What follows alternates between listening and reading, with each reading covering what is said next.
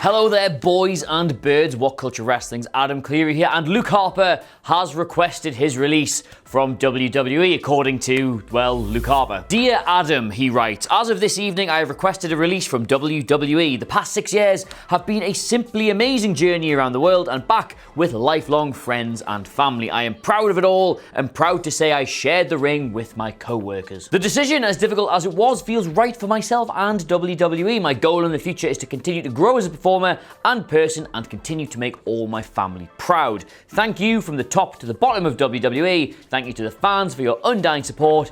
Thank you, everyone. Yours, Luke Harper. But yeah, a bit of a weird one this, because it comes just over a week after he finally made his long-awaited return from injury at both WrestleMania Access in one of the weekend's most well-received matches. I should point out, go check that out, and also in the Andre the Giant Memorial Battle Royal, where he was a surprise inclusion.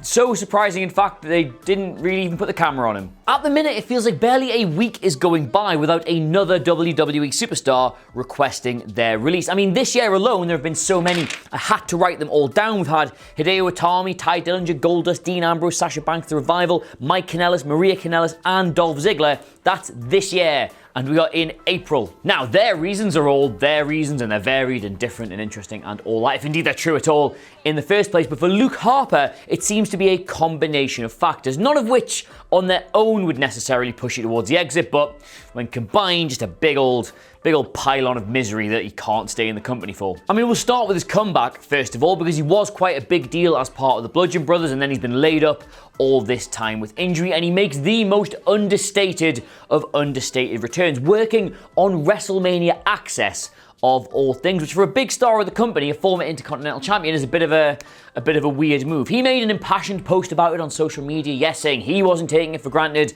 and it felt like everything was coming full circle in the company, but still, it felt weird. I mean, don't get me wrong, having a very well-received match by the few in attendance who saw it is not a bad way to come back after a long injury, but when you compare it to Rowan, which you have to do because they were in the same tag team and they've been off for the same amount of time, who made his return in the WWE Championship match at the Royal Rumble, it's just, these things are not like each other, are they? And then not long after, he was a surprise inclusion, as I've said, in the Andre the Giant Memorial Battle Royal. Now, we were there, all the great men and women of WhatCulture. We were sat in the stands for that one. We didn't see him come down the ramp because he was just in that mesh of bodies. And then about 2 or 3 minutes in, we were looking at the screens and we were just like, is that Luke Harper? He wasn't announced for it. He was barely on any of the footage. And then he was just tossed out with relatively little fuss. And we were just sitting around like, is that technically Luke Harper's main roster return? And they didn't even make a fuss about it. Again, putting someone in the Andre the Giant Memorial Battle Royal after they've had a long injury layup is not an illogical way to bring them back, but